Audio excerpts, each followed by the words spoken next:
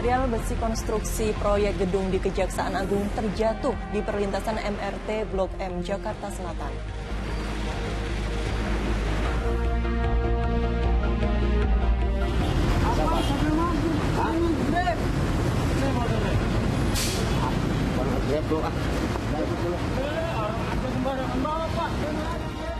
Sejumlah juru parkir liar memberontak saat terjaring razia petugas di kawasan Tanah Abang, Jakarta Pusat.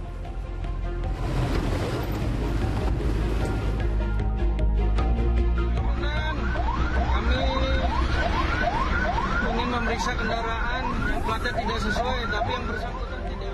Sebuah mobil yang diduga mengenakan plat palsu kabur melarikan diri saat diberhentikan petugas di jalan tol.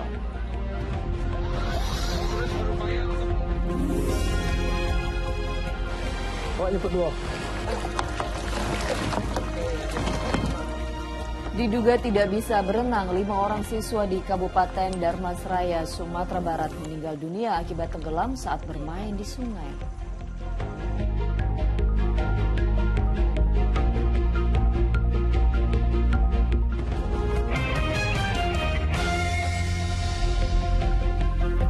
Halo, selamat pagi. Ya, seperti biasa saya Nurul Cinta dan saya Pratiwi Kusuma kembali menjumpai Anda dalam Fokus Pagi kali ini, Jumat 31 Mei 2024. Dalam 1,5 jam ke depan kami hadir dengan rangkaian informasi dan peristiwa terbaru yang berhasil dihimpun tim redaksi kami hingga dini hari tadi. Inilah Fokus Pagi selengkapnya. Ya, pemirsa, material besi konstruksi proyek gedung di Kejaksaan Agung terjatuh di perlintasan MRT Blok M, Jakarta Selatan. Akibat insiden itu, perjalanan MRT dihentikan sementara. Besi dari material bangunan proyek di Kejaksaan Agung jatuh di jalur perlintasan MRT Blok M Kebayoran Baru, Jakarta Selatan, Kamis sore. Diduga angin kencang membuat besi yang sedang diangkat oleh derek tiba-tiba goyang hingga masuk ke jalur MRT. Tadi baru berada 10 menit. 10 menit, 15 menitan. Oh, ini gara-gara apa nih? Mungkin mungkin arahannya paling gitu. Arahannya nggak tepat. Nggak tepat mungkin suruh ke sono ke sini kena angin mungkin. Oh, gitu. Oh, materialnya itu apa sih? Besi ya? Besi. Besi coran. Ya. Besi coran. Besi Keren. Akibat peristiwa itu, operasional MRT dihentikan sementara karena material besi menutupi jalur dari arah Bundaran Hotel Indonesia mengarah ke Bundaran Lebak Bulus. Warga pengguna MRT beralih menggunakan transportasi lain untuk tiba di tujuannya. Ya, kondisi saat ini pasca terjadi insiden kren terjatuh yang di perlintasan MRT Jakarta. Saat ini memang para petugas masih melakukan tahap pembersihan lokasi kejadian dan juga evakuasi serta penyelidikan. Yang mana akibat dari insiden ini, PT MRT Jakarta memberhentikan sementara untuk operasional MRT Jakarta. Namun dari informasi yang kami dapat, ini belum mengetahui hingga kapan kembali dibukanya operasional atau layanan MRT Jakarta. Tidak ada korban jiwa maupun korban luka dalam insiden tersebut. Semua penumpang MRT saat peristiwa terjadi sudah berhasil dievakuasi. Adanya benda jatuh dari kren yang berada di proyek di sekitar area stasiun tersebut, di mana benda yang jatuh tersebut jatuh ke jalur MRT Jakarta dan menghalangi jalur dari MRT Jakarta, sehingga MRT Jakarta tidak bisa melanjutkan operasi. Dari kejadian tersebut, ya, alhamdulillah tidak ada korban jiwa maupun korban luka. Untuk mengungkap penyebab jatuhnya material besi, MRT Jakarta bersama kontraktor proyek melakukan penyelidikan dan mengevakuasi besi serta perbaikan jalur MRT. Tim Liputan melaporkan dari Jakarta. Sebuah lapak barang bekas di Kota Padang, Sumatera Barat ludes terbakar. Akibat peristiwa ini, kerugian ditaksir mencapai ratusan juta rupiah.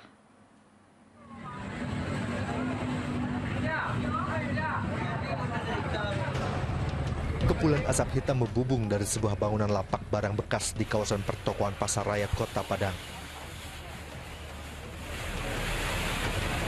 Banyaknya material yang mudah terbakar membuat api dengan cepat melalap seluruh bangunan beserta isinya.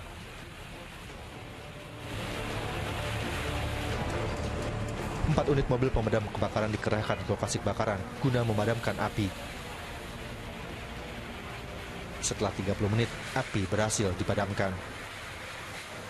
Ada satu bangunan gudang, kebetulan di sana tempat barang bekas, Dan itu diketahui terjadi kebakaran saja, jadi penyebabnya sampai hari ini belum diketahui. Diduga, api berasal dari korsleting dari dalam bangunan saat ditinggal pemiliknya. Tidak ada korban dalam kebakaran ini. Ulfa Mustriyadi melaporkan dari Padang, Sumatera Barat. Usai kumandang azan subuh untuk wilayah ibu kota DKI Jakarta dan sekitarnya, kami akan hadir dengan sejumlah informasi lainnya. Ya, diantaranya banjir akibat luapan sungai merendam ratusan rumah yang ada di Katingan, Kalimantan Tengah. Tetaplah bersama kami di Fokus Pagi.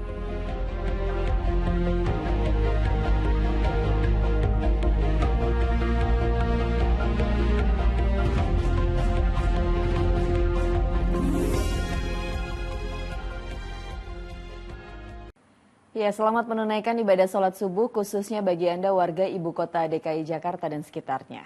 Ya, pemirsa, diduga karena belum mahir berkendara, sebuah mobil yang dikemudikan oleh seorang mak-mak di Magetan, Jawa Timur menabrak bangunan hingga sejumlah motor yang terparkir. Sementara itu, truk bermuatan 7 ton tepung di Semarang, Jawa Tengah terguling karena diduga mengalami remblong.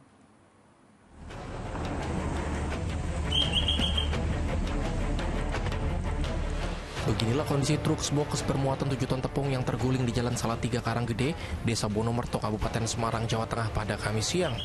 Insiden ini terjadi saat truk melewati jalanan menurun. Diduga karena rem tidak berfungsi dengan baik, truk kemudian melaju tak terkendali hingga menabrak warung dan pagar. Beruntung sang sopir selamat setelah berhasil melompat dari kabin sebelum truk terguling. Akibat kecelakaan ini sebagian tepung yang berada di dalam truk tumpah ke jalan. Tadi dari atas mobil itu laju nggih wong sempat nyalip truk yang depannya, kelihatannya itu blong remnya. Terus nabrak outlet saya itu terus langsung mental ke kiri sedikit itu. Tapi sopirnya alhamdulillah selamat, tidak apa-apa. Sementara di Mojokerto, Jawa Timur, sebuah minibus yang ditumpangi pasangan suami istri menabrak 2 sepeda motor hingga terguling. Akibat kecelakaan ini 4 orang terluka, 3 diantaranya langsung dilarikan ke rumah sakit terdekat karena mengalami luka serius. Kecelakaan ini terjadi saat minibus yang melaju kencang berusaha menghindari mobil lain yang keluar dari sebuah SPBU. Sopir kemudian banting setir hingga menabrak 2 sepeda motor dan pembatas jalan hingga terguling. Diduga karena belum mahir berkendara, sebuah mobil yang dibawa oleh seorang mak-mak menabrak bangunan tribun di lapangan Mangge, Kabupaten Magetan, Jawa Timur. Akibatnya mobil rusak parah tertimpa atap tribun yang roboh. Bahkan sebelum menghantam bangunan, mobil lebih dulu menabrak sejumlah motor yang sedang parkir. Diduga mak-mak tersebut salah injak pedal gas saat sedang belajar mengendarai mobil bersama suaminya. Oleh polisi, pengemudi mobil itu langsung dibawa ke kantor kelurahan setempat untuk menyelesaikan masalah. Tim Liputan melaporkan. Seorang pengendara luka berat setelah sepeda motornya menabrak sebuah truk di Kelapa Nunggal, Kabupaten Bogor, Jawa Barat. Sementara di Sinjai, Sulawesi Selatan, 3 orang pelajar berboncengan motor menghantam truk, 1 orang tewas dan lainnya kritis.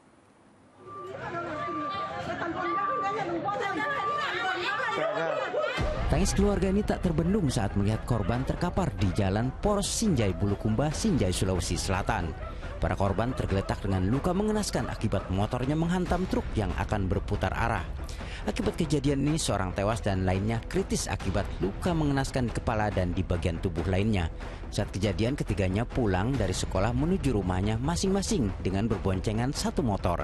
Pengendara tak bisa kendalikan motornya saat ada truk yang akan berputar arah hingga kecelakaan pun tak terhindarkan. Akan memutar arah, jadi pada saat berbelok ke kanan, pengemudi mobil tersebut tidak memperhatikan kendaraan dari arah belakang, sehingga pada saat berbelok ke kanan yang akan memutar arah, sebuah sepeda motor yang dikendarai oleh lelaki Ferdi yang berboncengan dengan temannya langsung menabrak samping kanan. Sementara di Kabupaten Bogor, Jawa Barat, seorang pria luka berat akibat motor yang dikendarainya menghantam truk. Diduga korban tak bisa menghentikan laju kendaraannya saat ada truk keluar dari bengkel dan hendak berbelok arah. Andi Muhammad Sardi dan Asep Solihin melaporkan dari Sinjai, Sulawesi Selatan dan Bogor, Jawa Barat. Sejumlah juru parkir liar memberontak saat terjaring razia petugas di kawasan Tanah Abang, Jakarta Pusat pada hari Kamis. Selain menjaring belasan juru parkir liar, petugas turut mengamankan lebih dari 10 kendaraan roda 2 yang kedapatan parkir di bahu jalan.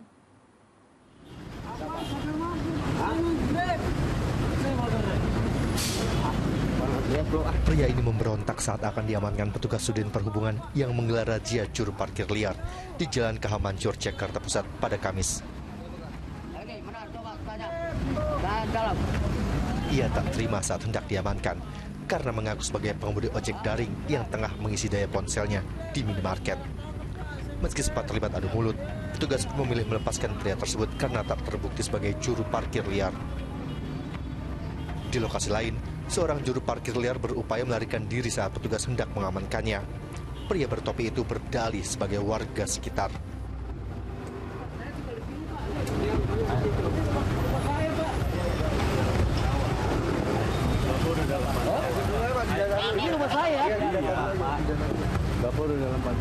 Petugas pun langsung mengamankannya ke mobil dinas sosial. Tak hanya menindak juru parkir liar yang beraksi di minimarket, petugas turut menindak juru parkir liar yang nekat memanfaatkan bahu jalan sebagai lokasi parkir.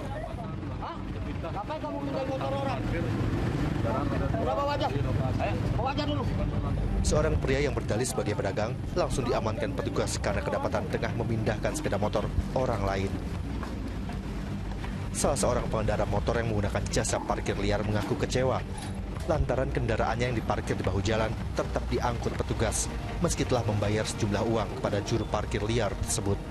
Udah biasa. Dan tadi juga saya nanya, Pak, ini nanti ini nggak udah lewat kok rajinya. Biasanya pagi sama sore dia ngomong begitu, makanya saya sebentar doang ngambil barang doang. Oh, dijanjinya aman, Bu? Aman dijanjinya. Pada razia kali ini, petugas Sudin Perhubungan Jakarta Pusat berhasil mengamankan 12 orang juru parkir liar. Dibawa ke Sudinhub Jakarta Pusat karena ini wilayah pusat ya, kita bawa ke kantor, nanti diberikan pernyataan agar tidak mengulangi perbuatannya. Selain menjaring 12 orang juru parkir liar, petugas turut mengamankan lebih dari 10 kendaraan roda 2 yang kedapatan parkir di bahu jalan. Seluruh kendaraan roda 2 yang diamankan kemudian dibawa ke kantor Sudin Perhubungan Jakarta Pusat untuk dikenakan sanksi tilang oleh petugas kepolisian. Vito Samarta melaporkan dari Jakarta. Pemirsa, sebuah mobil mewah terbakar di Jalan Basuki Rahmat, Surabaya, Jawa Timur. Sementara itu, kabel listrik di wilayah Kalideres, Jakarta Barat terbakar, timbulkan percikan api. Baru listrik bakar. Utan Jati. Kabel listrik di Jalan Utan Jati, Kalideres, Jakarta Barat terbakar Kamis malam. Keberadaan kabel yang bersentuhan dengan dahan pohon kurma kering membuat percikan api dengan cepat berubah menjadi kobaran api. Petugas pemadam kebakaran yang tiba di lokasi langsung melakukan pemadaman. Agar tidak membahayakan warga, pemadaman dilakukan dengan alat pemadam api ringan dengan bubuk kimia. Akibat peristiwa itu, ratusan ruko yang berada di lokasi kejadian mengalami pemadaman listrik dan membuat aktivitas jual beli terhenti. Kini proses perbaikan jaringan kabel listrik tengah dilakukan oleh petugas. Diduga kebakaran akibat korsleting. Tiba-tiba ada itu suara petasan kayak petasan gitu. Oh, suara meletak-meletak? Iya. Berapa kali, Mbak? Ada berapa ya? Kayaknya ada 3 kali ya. Sempat ada ledakan? Ada. Ledakan itu muncul baru apa? Ledakan dulu atau api duluan? Ledakan terus tiba-tiba langsung api. Gede? Nah ini sempat nyamber ke apa? Nyamber.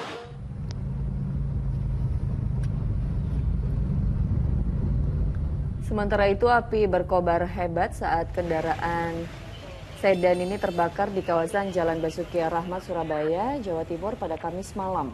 Petugas yang tiba di tempat kejadian langsung menangani kebakaran mobil sedan hingga api padam. Kejadiannya bermula saat pengendara sekaligus pemilik kendaraan hendak pulang dari tempat kerjanya, tiba-tiba mesin mobilnya mengeluarkan asap dan langsung terbakar. Dugaan sementara hubungan pendek arus listrik pada mesin menjadi pemicu peristiwa tersebut. Mau kemana? Mau pulang. Mau pulang. Ya, ini baru keluar kantor tadi dari depan ini. Terus baru keluar di turunan ini udah ada asap. Karena ada mobil saya berhentinya ada di depan sini akhirnya. Itu asapnya udah dari kiri depan udah nyala. Saya buka tap mesin, ternyata sudah. Kita ke informasi lainnya, minimnya alat berat untuk membersihkan material longsor. 3 desa di Kabupaten Mamasa, Sulawesi Barat terisolasi. Untuk memenuhi kebutuhan sehari-hari, warga harus menempuh perjalanan jauh ke pasar.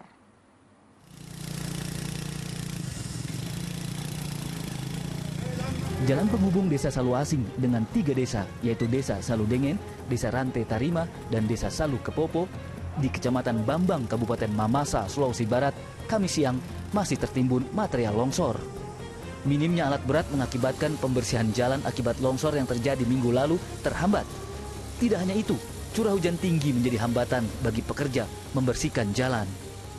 Belum berfungsinya jalan mengakibatkan warga kesulitan beraktivitas. Untuk memenuhi kebutuhan sehari-hari, mereka terpaksa berjalan kaki belasan kilometer agar bisa berbelanja di pasar. Menghubung Desa Salu Dengen, Rante Tarima, Salu Asing, Salu Dengen, Rante Tarima, sampai saat ini masih terisolir karena ada 2 batu besar yang ada di badan jalan. Untuk membuka kembali akses jalan yang tertimbun, pemerintah Kabupaten Mamasa telah menerjunkan 3 alat berat. Namun, upaya tersebut tidak berlangsung cepat karena longsor terjadi di sejumlah lokasi di Kabupaten Mamasa. Edi Junaidi melaporkan dari Mamasa, Sulawesi Barat. Diguyur hujan deras, ruas jalan Warung Banten Cipanas di Kabupaten Lebak, Banten ambles sedalam 5 meter. Bahkan hampir separuh bahu jalan hilang terbawa longsor. Akibatnya jalan menuju objek wisata negeri di atas awan Gunung Luhur hanya bisa dilalui 1 kendaraan.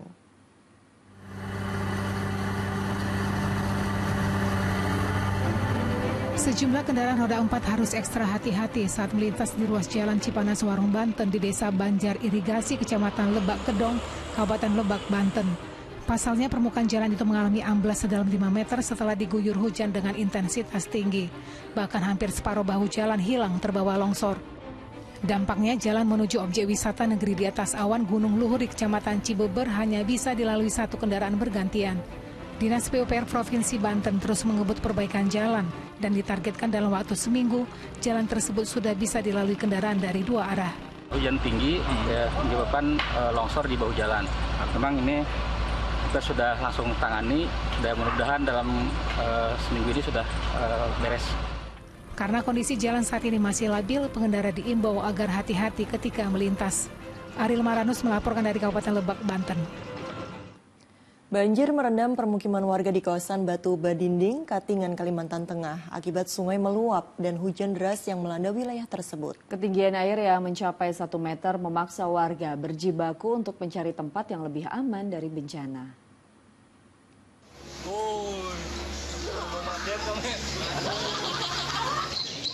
Warga berupaya menyelamatkan barang berharga, kendaraan, dan kerabatnya menuju ke tempat yang lebih aman dari banjir yang melanda kawasan Batu Badinding, Katingan, Kalimantan Tengah. Ketinggian air yang mencapai 1 meter ini melumpuhkan arus lalu lintas kendaraan dan kegiatan warga. Selain merendam permukiman, banjir juga menggenangi sejumlah sarana umum.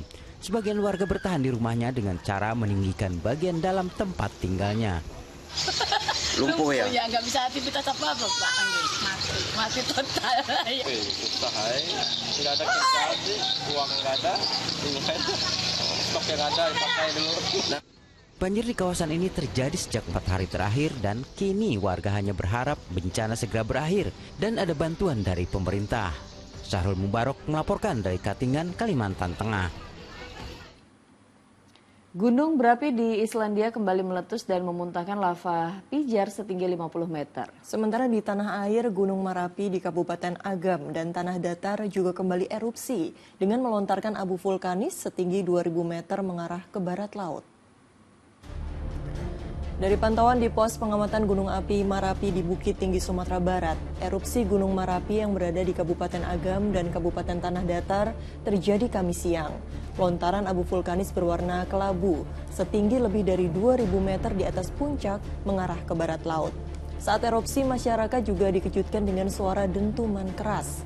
Sejak 1 Mei lalu, Gunung Merapi sudah 3 kali meletus. Sejak status Merapi naik level 3 atau siaga, masyarakat dilarang beraktivitas pada radius 4,5 km dari puncak gunung.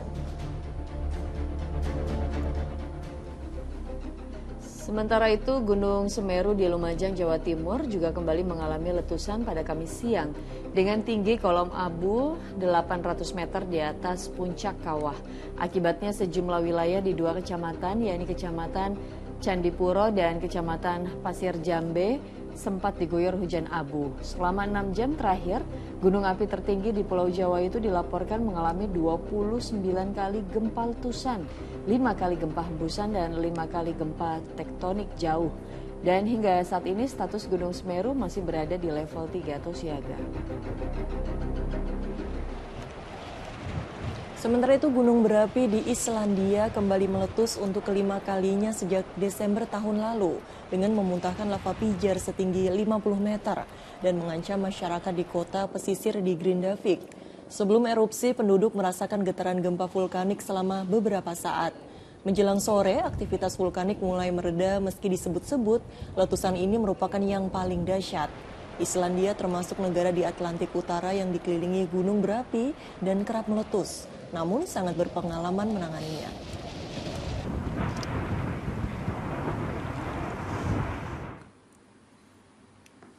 Kita beralih ke informasi lain, pemirsa. Presiden Joko Widodo akhirnya angkat bicara terkait kasus pembunuhan Vina di Cirebon, Jawa Barat. Kepala negara telah memerintahkan Kapolri untuk membuka dan tidak menutupi pengusutan kasus tersebut. Ya, ini sementara Mabes Polri menjelaskan soal daftar pencarian orang atau DPO yang dipertanyakan pengacara almarhum Vina.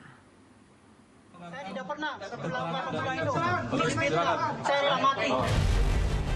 Mabes Polri merespon mengenai hilangnya 2 orang yang masuk dalam daftar pencarian orang atau DPO kasus pembunuhan Vina Eki Cirebon.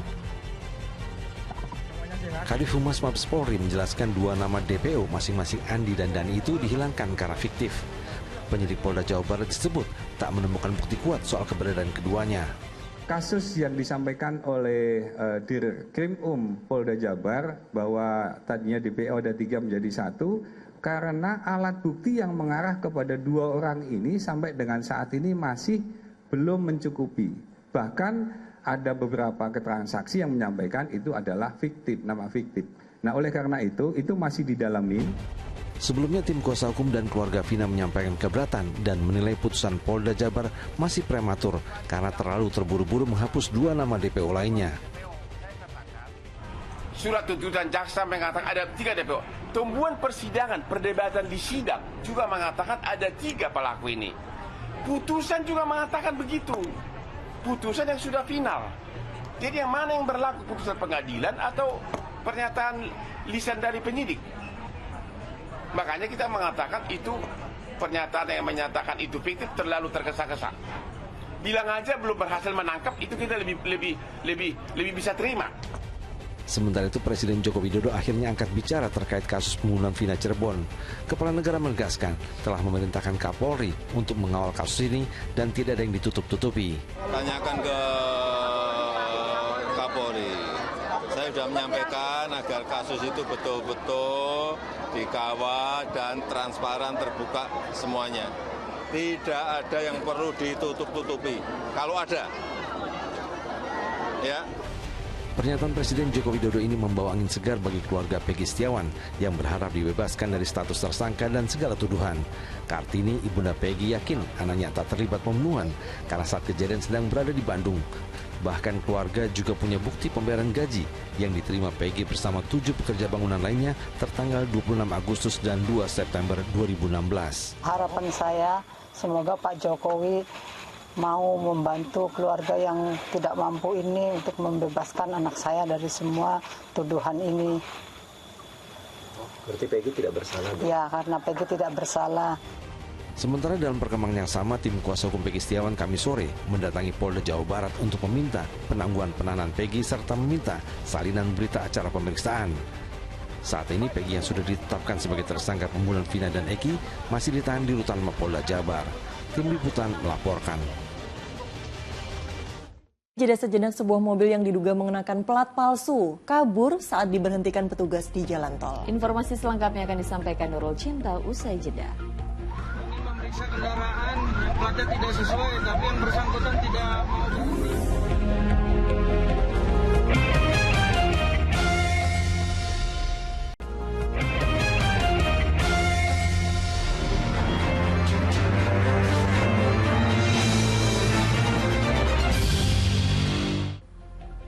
Viral di media sosial aksi kejar-kejaran yang dilakukan aparat kepolisian saat berusaha memberhentikan sebuah mobil di jalan tol. Upaya pemberhentian itu dilakukan lantaran plat mobil yang dipakai mobil tersebut diduga palsu. Polisi nyetop gini maksudnya apa? Jelaskan. Inilah video viral yang diunggah oleh akun Instagram resmi milik TMC Polda Metro Jaya pada hari Rabu lalu. Mulanya pengemudi mobil sempat mempertanyakan maksud dari petugas yang berusaha memberhentikan kendaraannya di jalan tol. Padahal langkah itu dilakukan petugas lantaran menduga plat nomor yang digunakan mobil tersebut tidak sesuai alias palsu. Namun saat coba diberhentikan, mobil tersebut justru tancap gas dan sempat terlibat kejar-kejaran di jalan tol dengan polisi. Saat ini aparat kepolisian masih melakukan identifikasi untuk mencari pemilik kendaraan tersebut. Ada mobil Pajero hitam diduga menggunakan plat nomor palsu di jalan tol. Kemudian petugas Direktorat Lantas Polda Metro Jaya berupaya menghentikan, namun yang bersangkutan kabur atau melarikan diri. Polisi nyetop gini maksudnya apa? Polisi kini mengimbau kepada pemilik mobil yang diduga memakai plat palsu tersebut untuk datang memberikan klarifikasi di Subdit Gakum Ditlantas Polda Metro Jaya. Muhammad Subadri Arifki melaporkan dari Jakarta. Seorang pelajar tewas usai terlibat tawuran antara pelajar menggunakan senjata tajam di Kabupaten Karawang, Jawa Barat. Korban tewas akibat luka tusukan di tubuhnya.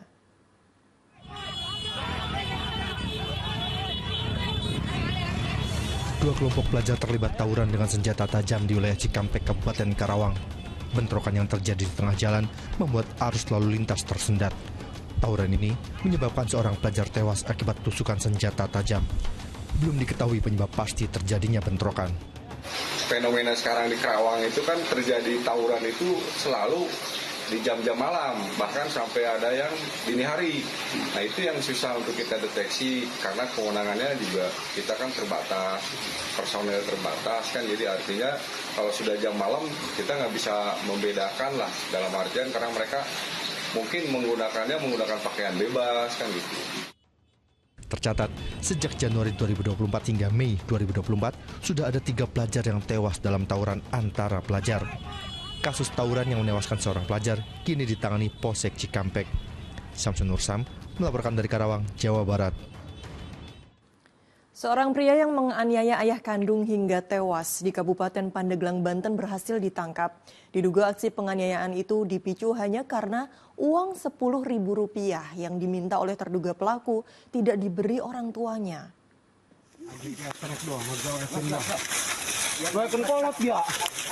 Dibantu warga, petugas kepolisian dan aparat TNI berhasil meringkus RJ, terduga pelaku penganiayaan terhadap ayah kandungnya, warga Kampung Bongas Tonggo, Desa Sukaraja, Kecamatan Pulau Sari, Kabupaten Pandeglang, Banten. Lelaki 25 tahun itu ditangkap di area perkebunan setelah melarikan diri ke hutan. Warga yang geram sempat menghajar terduga pelaku saat hendak dibawa oleh petugas.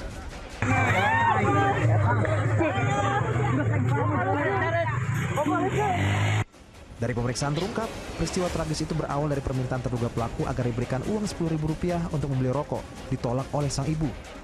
Terduga pelaku lantas mengamuk dan sempat menganiaya ibunya. Melihat kejadian itu, sang ayah langsung mendatangi korban hingga keduanya berkelahi. Naas, korban tewas akibat luka parah di bagian kepala setelah dihajar menggunakan batu oleh terduga pelaku. Pelaku meminta uang Rp10.000 untuk dibelikan rokok kepada ibunya dan tidak diberikan kepada oleh ibunya. Lalu setelah itu pelaku melakukan penganiayaan terhadap ibunya. Datanglah korban, yaitu ayah dari pelaku, ayah kandung. Dari situ terdapat perkelahian dan akhirnya menyebabkan penganiayaan tersebut. Dugaan sementara, terduga pelaku alami gangguan jiwa karena sebelumnya sempat menjalani perawatan intensif di rumah sakit jiwa di Jakarta. Karenanya, polisi akan memeriksa kondisi kejiwaan terduga pelaku. Ariel Maranus melaporkan dari Kabupaten Pandeglang, Banten. Seorang pria terluka setelah dikeroyok 8 orang anggota organisasi massa atau Ormas di Brebes, Jawa Tengah. Korban sempat pingsan dan menderita luka sayat di telinganya.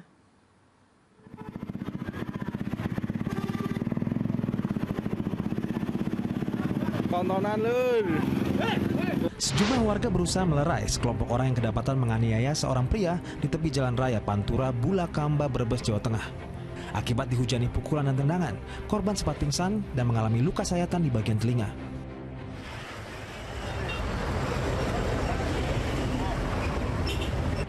Tak berselang lama, polisi meringkus 2 anggota organisasi massa yang diduga terlibat pengeroyokan itu. Kedua tersangka dibekuk di tempat yang berbeda. Dari pemeriksaan penyidik terungkap, penganiayaan yang terjadi pada 26 Mei 2024 karena salah satu pelaku merasa sakit hati terhadap korban. 2 tersangka bersama 6 orang lainnya yang masih buron bertemu korban di lokasi kejadian dan mereka langsung menyerang korban. Dikejar oleh pelaku sehingga terjadi aksi dorong-mendorong. Kemudian pelapor didorong sehingga terjatuh. Kemudian ada aksi pukul. Kemudian ada beberapa pelaku yang menginjak korban ataupun pelapor. Atas perbuatannya, 2 tersangka terancam pidana maksimal 7 tahun penjara karena dugaan penganiayaan. Sementara 6 orang lainnya kini diburu polisi. Sugihartono melaporkan dari Brebes, Jawa Tengah. Berdalih dibakar cemburu, seorang pemuda di Grobogan, Jawa Tengah membacok pria yang tengah duduk bersama mantan pacarnya. Akibat serangan dengan menggunakan parang, korban menderita luka di bagian kepalanya.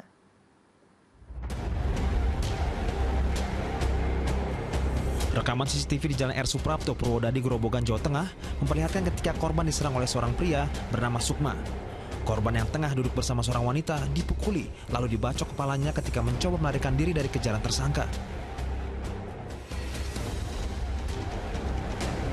Berselang beberapa hari kemudian, polisi menangkap tersangka di Kabupaten Karanganyar, Jawa Tengah dan menyita barang bukti berupa sebilah parang yang digunakan menganiaya korban. Terungkap motif tersangka melakukan tindakan itu karena cemburu melihat korban duduk berdua dengan mantan pacarnya. Padahal sebelumnya wanita itu ikut berpesta minuman keras dengan tersangka. Pelaku utama, saudara MS, di Colomadu, Karanganyar. Dari keterangan tersangka dan beberapa bukti, memang tidak ada tersangka lain, hanya satu yang melakukan penganiayaan dengan senjata tajam berupa parang, sehingga mengakibatkan luka pukulan dan juga luka senjata tajam. Dari alat bukti yang didapat, tersangka terancam pidana maksimal 5 tahun penjara karena dugaan melakukan penganiayaan. Arif Nur melaporkan dari Grobogan, Jawa Tengah. Puluhan aparat gabungan bersenjata lengkap menggerebek sejumlah tempat di Kota Palu, Sulawesi Tengah yang diduga lokasi transaksi narkoba. Terduga pelaku yang mencoba kabur dilumpuhkan dengan tembakan.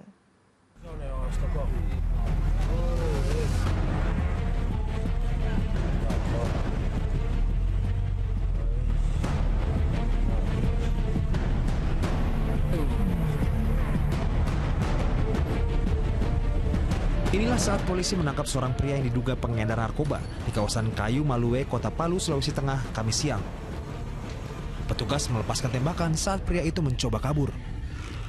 Petugas gabungan Badan Narkotika Nasional Sulawesi Tengah dan Brimopolda Sulawesi Tengah menggerebek sejumlah tempat di 3 tempat yang berbeda di Kota Palu yang diduga kerap dijadikan tempat transaksi perdagangan narkotika. Sejumlah pria yang mencurigakan langsung digeledah.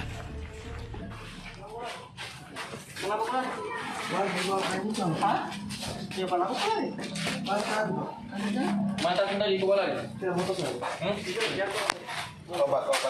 Ayam. Teman lari tadi. Yang buang ini.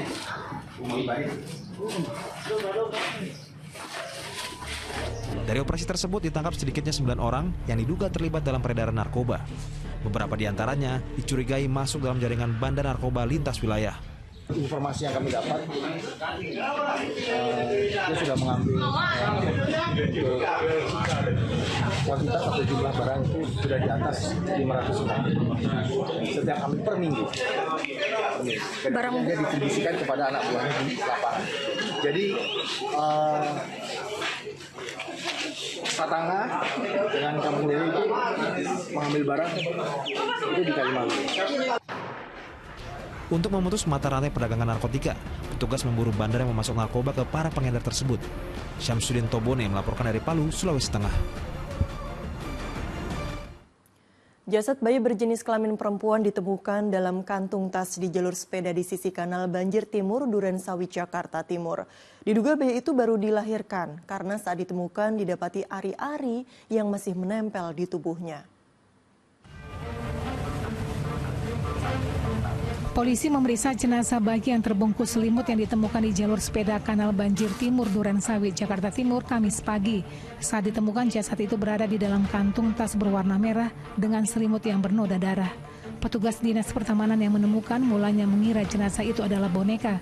Diduga bayi itu baru dilahirkan karena ari-arinya masih menempel. Dari pemeriksaan di lokasi temuan diduga jasad itu akan dikuburkan karena didapati lubang bekas galian di samping mayat bayi. Pas kita lagi rutin nyisir sampah putih, nah itu kan saya lihat kayak boneka kalau dari jauh mah. Terus saya deketin ternyata ya bayi gitu, masih ada ari-arinya gitu, masih seger. Itu posisinya bagaimana? Tergeletak begitu aja kah atau ditutup? Terlungkup dia. Petugas kemudian membawa jasad bayi ke Rumah Sakit Polri Kramat Jati, Jakarta Timur guna dilakukan visum. Sementara petugas Polsek Durensawit mengusut pelaku yang membuang bayi itu. Johan Teruna melaporkan dari Jakarta. Warga di Kabupaten Kolaka, Sulawesi Tenggara dihebohkan dengan penemuan butiran emas di sungai.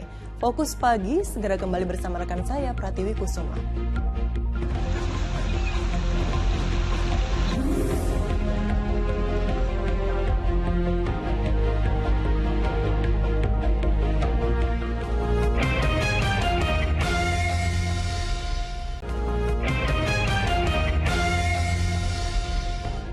Anda kembali menyaksikan Fokus Pagi bersama saya Pratiwi Kusuma. Kita lanjutkan informasi di pagi hari ini.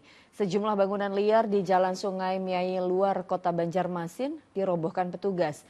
Giat penertiban ini dilakukan karena bangunan berdiri di atas bantaran sungai tanpa mengantongi izin dari pemerintah. Petugas gabungan langsung membongkar bangunan liar di Jalan Sungai Miai Luar Banjarmasin, Kalimantan Selatan. Satu persatu bangunan ini dirobohkan dengan mobil derek dan alat pemotong. Satpol PP memastikan penertiban tersebut sesuai dengan aturan yang berlaku. Dan pemerintah sejak awal tahun sudah menyurati serta memberitahukan pemilik bangunan terkait penertiban. Karena pemilik tak kunjung membongkarnya, petugas terpaksa langsung menggelar penertiban.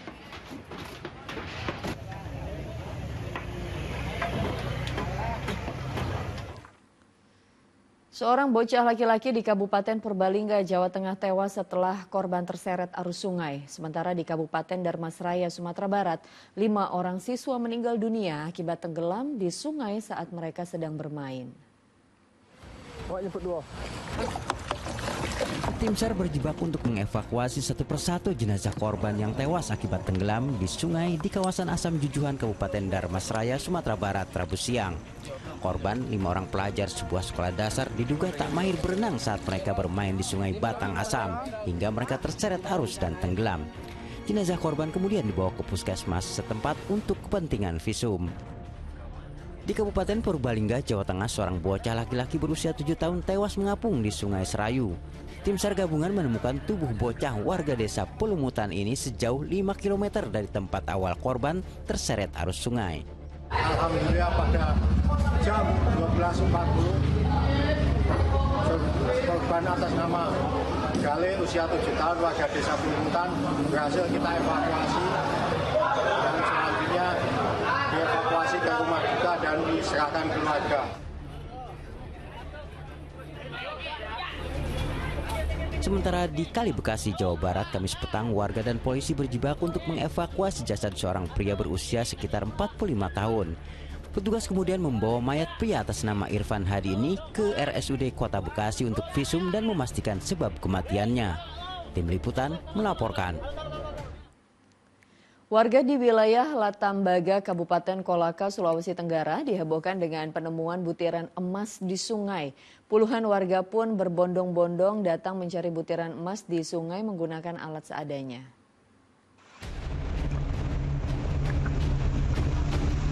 Puluhan warga memenuhi sungai di Kelurahan Ulunggolaka, Kabupaten Kolaka pada Kamis. Mereka bukan hendak mencari ikan, melainkan mendulang emas. Kegiatan ini mereka lakukan setelah mendapat informasi adanya emas di sungai ini, setelah salah seorang warga pernah mendapat butiran emas di sini. warga pun berbondong-bondong mendulang emas menggunakan alat seadanya, seperti wajan dan sekop.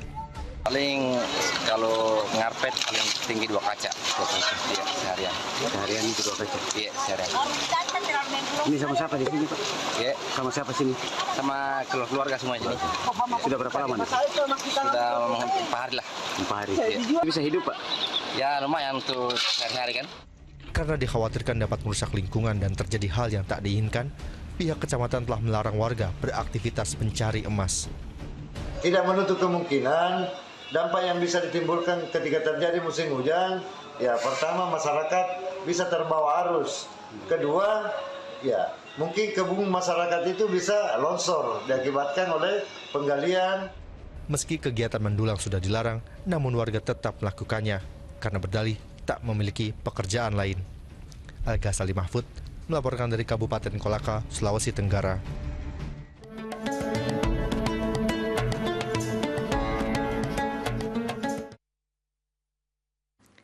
Kita ke informasi seputar haji pemirsa. Kantor Kesehatan Haji Indonesia KKHI gencarkan pemeriksaan kesehatan jemaah calon haji yang sudah tiba di Mekah, Arab Saudi. Di antaranya KKHI menargetkan mereka dengan risiko serangan jantung yang menjadi penyebab utama wafatnya jemaah haji.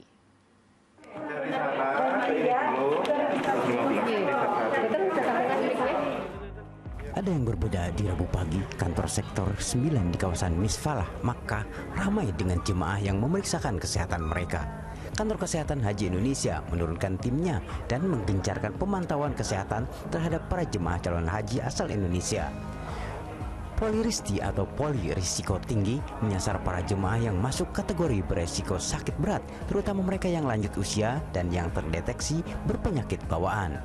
Di antaranya, KKHI menargetkan mereka dengan resiko serangan jantung yang menjadi penyebab utama wafatnya jemaah haji tahun ini. Jamaah yang skornya hasilnya ternyata lebih dari 15%, maka jamaah ini wajib kita EKG apakah ada kelainan jantung. Namun untuk jamaah yang kurang dari 15%, cukup mungkin kita periksa nanti konsul dengan dokter jantungnya. Selanjutnya nanti akan direkomendasikan bagaimana nanti pelaksanaan ibadahnya. Hingga kini 24 jemaah calon haji Indonesia meninggal dunia baik di Madinah, Makkah maupun di embarkasi. Serangan jantung menjadi penyebab utamanya. Selain itu, jemaah haji juga masih berurusan dengan penyakit gangguan pernafasan. Akemona melaporkan dari Makkah, Arab Saudi. Sementara itu, suasana haru mewarnai keberangkatan jemaah calon haji di Kabupaten Sika, Nusa Tenggara Timur. Di Bali, seorang tukang pijat tunanetra bersyukur bisa berangkat menunaikan ibadah haji setelah mendaftar pada 2013 silam.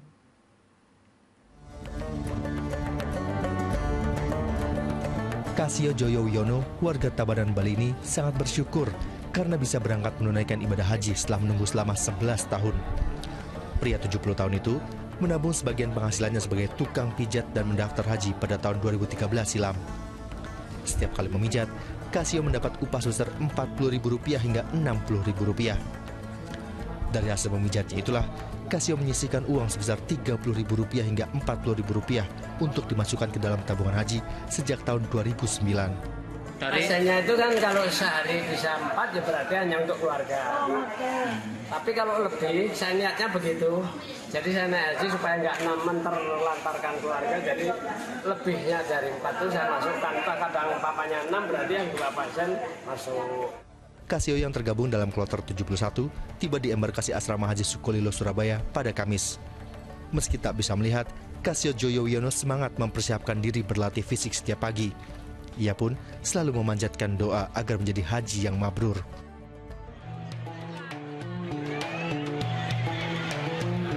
...61 calon jemaah haji asal Kabupaten Sika diberangkatkan menuju asrama haji Sukolilo embarkasi Surabaya melalui Bandar Udara Franseda Maumere. Rasa haru bercampur senang nampak dari para rombongan pengantar jemaah haji saat anggota keluarga mereka akan berangkat ke Tanah Suci. Mereka pun berharap anggota keluarganya dapat menjadi haji yang mabrur dan kembali ke tanah air dengan selamat. Tim Liputan melaporkan.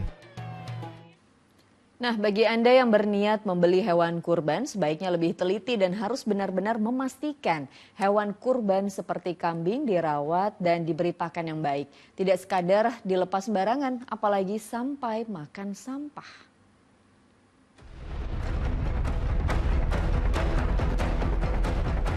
Hamparan sampah di TPA Randegan, Kecamatan Magersari, Mojokerto, Jawa Timur ini bak ladang rumput bagi hewan ternak kambing. Ratusan ekor kambing ini begitu lahap memakan apapun yang ditemukan di antara tumpukan sampah. Hewan kambing yang mencari makan di setiap sudut TPA bukan kambing liar.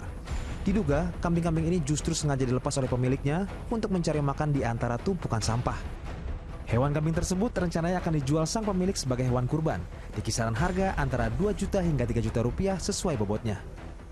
Sebetulnya jadi dijual, tapi kalau bulan besar gini ini dijual. Kalau besaran itu yang laki-laki itu ada yang beli, itu agak mahal kalau besaran gini. Berapa Pak kalau yang kemungkinan 2-3 juta.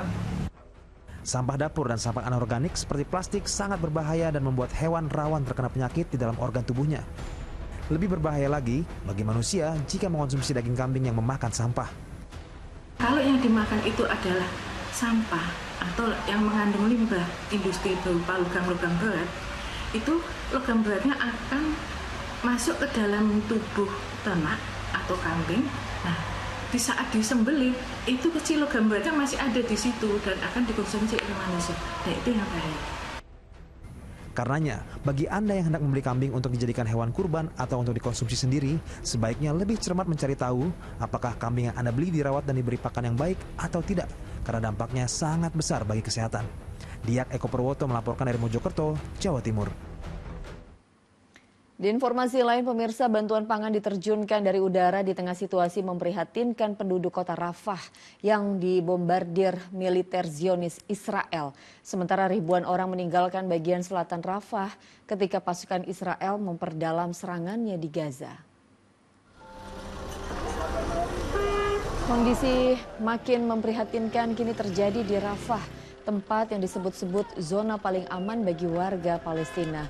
Wanita dan anak-anak dilanda kecemasan setelah serangan brutal militer Zionis Israel dalam sepekan terakhir hingga menelan ratusan korban jiwa. Gelombang warga berbondong-bondong meninggalkan selatan Rafah lantaran Israel terus memperdalam serangannya di Gaza Selatan.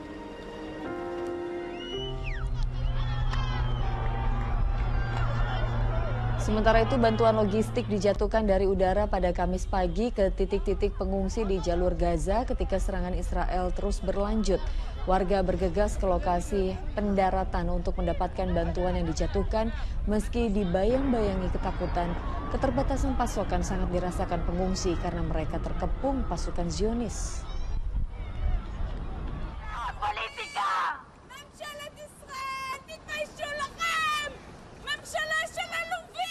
Seruan dihentikannya Israel tak hanya dari dunia internasional. Kaum ibu-ibu yang anak-anaknya bertempur di jalur Gaza melawan pejuang militan Hamas melakukan aksi protes di ibu kota Israel, Tel Aviv. Mereka menyerukan diakhirinya perang. Para pengunjuk rasa memblokade jalan-jalan dan meneriakan slogan anti pemerintah sambil melumuri tubuh mereka berwarna merah darah sebagai simbol pertumpahan darah sedang berlangsung dalam perang selama 7 bulan. Sejak perang berkecamuk, sebanyak 290 tentara Israel tewas di Gaza.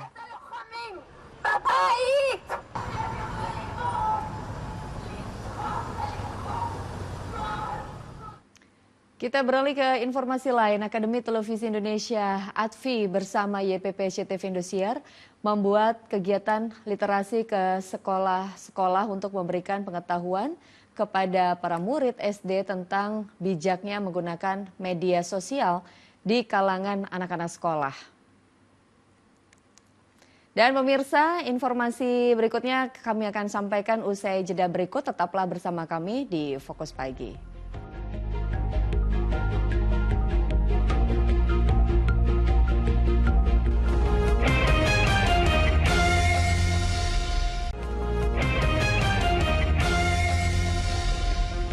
Anda kembali menyaksikan Fokus Pagi bersama saya Nurul Cinta. Dan saya Pratiwi Kusuma. Kita lanjutkan informasi di pagi hari ini.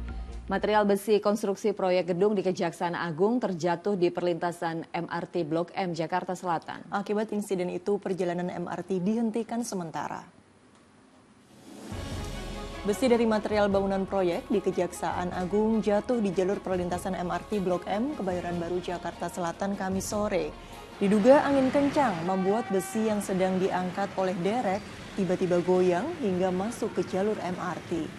Akibat peristiwa itu, operasional MRT dihentikan sementara karena material besi menutupi jalur dari arah Bundaran Hotel Indonesia mengarah ke Bundaran Lebak Bulus. Warga pengguna MRT beralih menggunakan transportasi lain untuk tiba di tujuannya.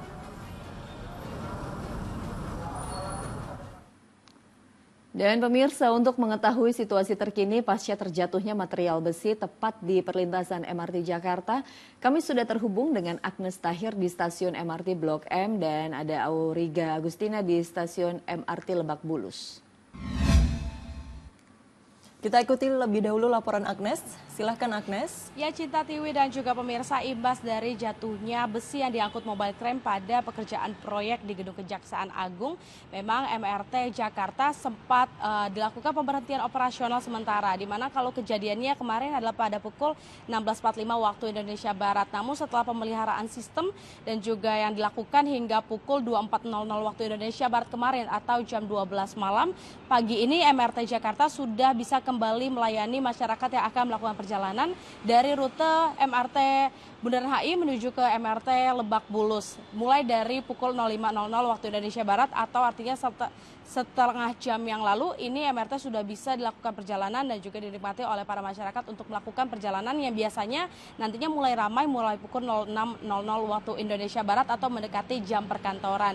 Dan juga dapat kita lihat sebenarnya kalau dari jarak MRT Blok M menuju ke jatuhnya besi yang diangkut mobile crane ini sekitar 400 meter dan juga ini berada di antara rute MRT ASEAN dan juga MRT Blok M. Artinya memang jaraknya cukup dekat dan selanjutnya juga memang diketahui ini selain evakuasi dari para masyarakat yang sedang berada di dalam MRT, ini juga dilakukan evakuasi dari pemeliharaan sistem yang sudah dilakukan dari pihak MRT. Tentunya kalau misalnya kita melihat, diharapkan hal tersebut tidak lagi terjadi sehingga MRT bisa kembali melayani warga untuk melayani perjalanan, terutama MRT menjadi salah satu moda transportasi favorit yang dilakukan ataupun yang dipilih oleh warga ibu kota untuk melakukan perjalanan dari kantor menuju ke rumah. Sementara demikian dari MRT Blok M, ada rekan saya Auriga Agustina di MRT Lebak Bulus. Silakan Auriga.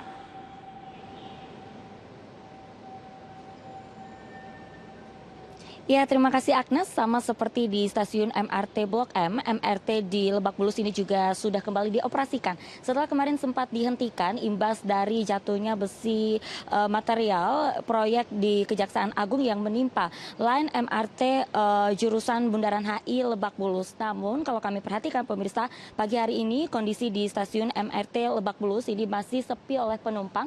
Ini kalau kami lihat hanya ada sekitar 1, 2, 3, 4 penumpang yang dari tadi menunggu kemudian masuk ke dalam MRT. Ini kemungkinan karena memang masih banyak penumpang yang belum mengetahui bahwa layanan dari MRT pada hari ini sudah bisa kembali digunakan sejak pukul 5 pagi tadi. Kemudian Tiwi, Cinta dan juga pemirsa, kalau dari informasi yang kami dapatkan untuk besi material yang kemarin ini sempat jatuh, ini sudah dievakuasi, seluruhnya sudah clear area sejak pukul 11 malam tadi. Dan ini juga yang membuat bahwa layanan MRT pada hari ini bisa kembali digunakan. Lalu imbas dari insiden tersebut kemarin ini Transjakarta juga menambah koridor, jadi ini bisa menjadi alternatif ya bagi Anda mungkin saudara yang pemirsa yang mungkin tidak ingin menggunakan MRT atau bisa menggunakan moda transportasi lain, di mana untuk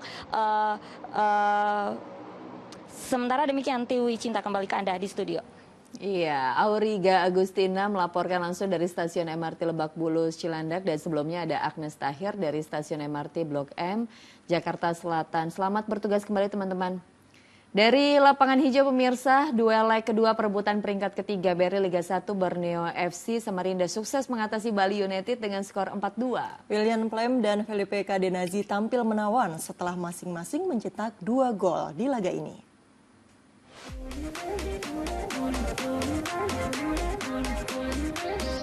Giliran Borneo FC Samarinda yang menjamu Bali United di Stadion Batakan, Balikpapan, Kalimantan Timur dalam duel kedua perebutan peringkat ketiga BRI Liga 1 Kamis malam.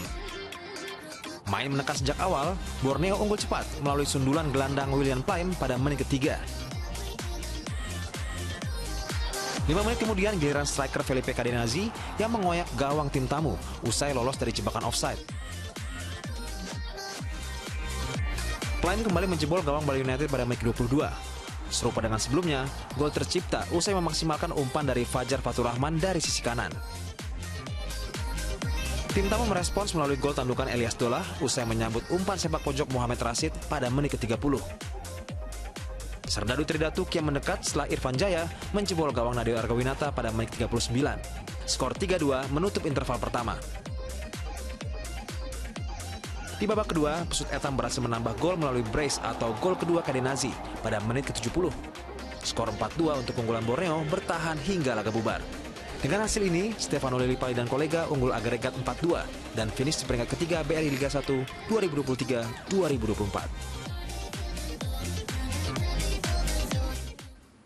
Sementara itu dari laga leg kedua final Championship Series BRI Liga 1, tuan rumah Madura United butuh keajaiban untuk bisa menang telak dan mengejar agregat gol dari Persib Bandung. Sedangkan di kubu tim tamu, Maung Bandung akan mengantisipasi permainan menyerang tuan rumah agar dapat menyegel gelar juara BRI Liga 1 musim ini.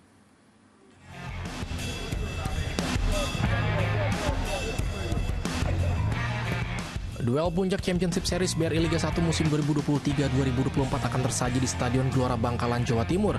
Satuan rumah Madura United menjamu Persib Bandung malam nanti. Laskar Sape Kerap jelas butuh keajaiban untuk bisa mengejar agregat gol setelah kalah cukup telak pada pertemuan pertama dari Persib dengan skor 3-0. Kondisi ini membuat Madura United mau tak mau harus tampil menekan sejak menit awal. Meski sulit, para pemain tetap bertekad membalikan keadaan. Apalagi dengan tampil di hadapan ribuan supporter, Madura United optimis mampu meraih kemenangan. Tensi pertandingan akan semakin baik dan akan menjadi tontonan yang luar biasa tentunya. Dan skenario untuk seandainya berpeluang memain, kami sudah persiapkan juga. Itu artinya akan semakin seru bagi pemain kami bagaimana mengatasi transisi dari Persib. Sementara di kubu seberang, Persib sebenarnya hanya butuh hasil imbang ataupun kalah dengan defisit 2 gol saja untuk bisa meraih gelar juara BRI Liga 1 musim ini. Kemenangan telak di leg pertama membuat misi Maung Bandung melakoni laga tandang menjadi sedikit lebih ringan. Meski begitu, para pemain akan tetap mengantisipasi dan mewaspadai permainan menyerang tuan rumah. Keberadaan Nick Kuipers juga akan menjadi salah satu aktor penting Persib Bandung yang akan bertugas meredam barisan serang Madura United. Salina Wali melaporkan dari Bangkalan, Jawa Timur. Nah, ini ada yang unik dari penampilan jersey Madura United dalam kompetisi BRI Liga 1 musim ini. Iya, seragam tempur Laskar Sape Kerap yang bertuliskan Warung Madura sebagai sponsor utama telah menyedot perhatian. Nah, ini filosofi Warung Madura yang menggunakan dominasi raksasa retail modern sejalan dengan misi Madura United yang mampu mengalahkan tim-tim besar di tanah air.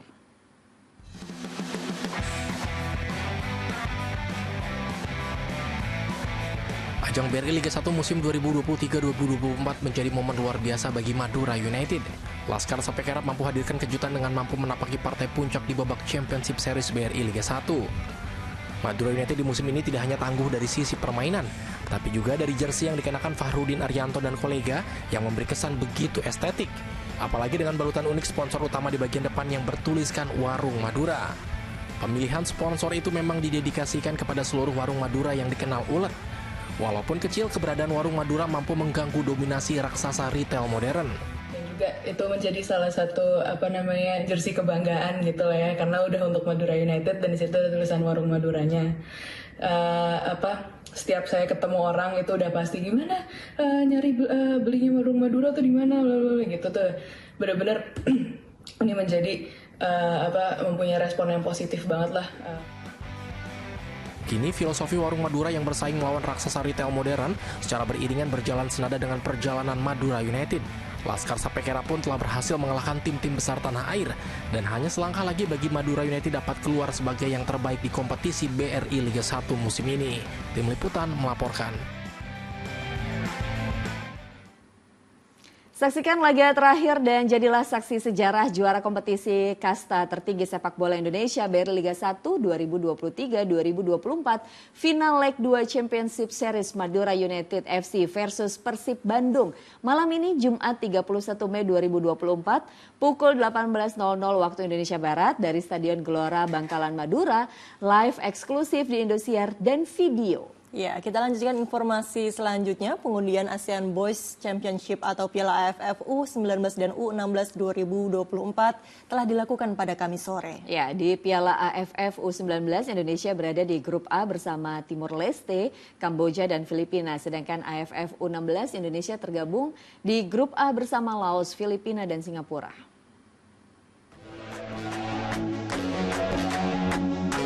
Pengundian ASEAN Boys Championship atau Piala AFF U19 dan U16 2024 dilaksanakan di SCTV Tower, Jakarta pada Kamis sore. Acara ini dihadiri oleh dua anggota Komite Eksekutif PSSI, Vivin Sungkono dan Muhammad, serta Direktur Program SCM Harsiwi Ahmad. Hasil pengundian Piala AFF U19 menempatkan Indonesia di grup A bersama Timor Leste, Kamboja dan Filipina. Adapun di Piala AFF U16, Indonesia di grup A bersama Laos, Filipina dan Singapura.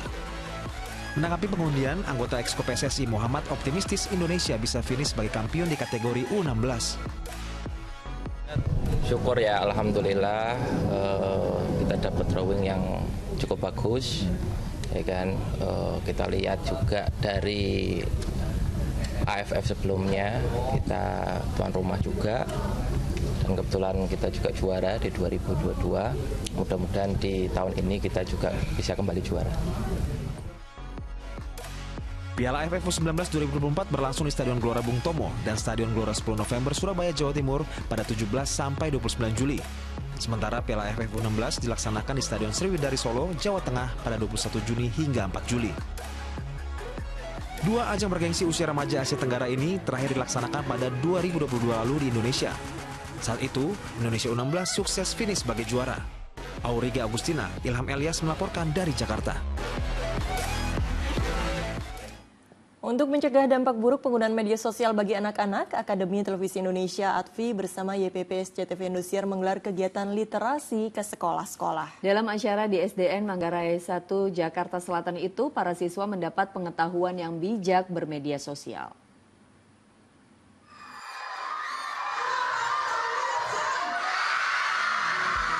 Para siswa di SDN Manggarai 01 Jakarta Selatan ini sangat bersemangat untuk mengikuti kegiatan literasi dari Akademi Televisi Indonesia (ATVI) bersama YPP SCTV Indosiar. Mereka mendapat pengetahuan tentang penggunaan gawai dan media sosial yang bijak. Tujuan literasi untuk mencegah dampak buruk media sosial bagi anak-anak menyusul semakin pesatnya kemajuan teknologi dan media sosial. Tujuan dari literasi media ini adalah kita dari ATVI dan YPP Indosiar SCTV ingin memberikan penyuluhan literasi media agar anak-anak mulai dari kelas 1 SD sampai kelas 6 yang sudah memiliki media sosial dan hampir semuanya punya handphone atau gawai bisa bijak menggunakan alat yang canggih itu untuk kepentingan pendidikan. Kita tidak perlu memperkenalkan teknologi, memang sudah ada di sekitar kita, tapi yang disikapi sekolah adalah mengajarkan bijak menggunakan teknologi, ya. Jadi tidak memperkenalkan lagi, tetapi bagaimana menggunakan teknologi itu secara bijak. Penggunaan teknologi dalam kehidupan sehari-hari sangat diperlukan untuk mendukung kegiatan kita dalam hal bekerja ataupun bersosialisasi. Sekarang tinggal bagaimana kita menyikapi teknologi tersebut dengan bijak. Dedy Sunandar melaporkan dari Jakarta. Dan pemirsa, laporan tadi sekaligus menutup kebersamaan kita dalam Fokus Pagi hari ini. Usai Fokus Pagi, jangan lewatkan untuk menyaksikan program Magic 5. Mewakili tim redaksi dan kerabat kerja yang bertugas, saya Nurul Cinta. Dan saya Pratiwi Kusuma, kami berdua pamit undur diri. Selamat pagi, selamat beraktivitas, dan sampai jumpa.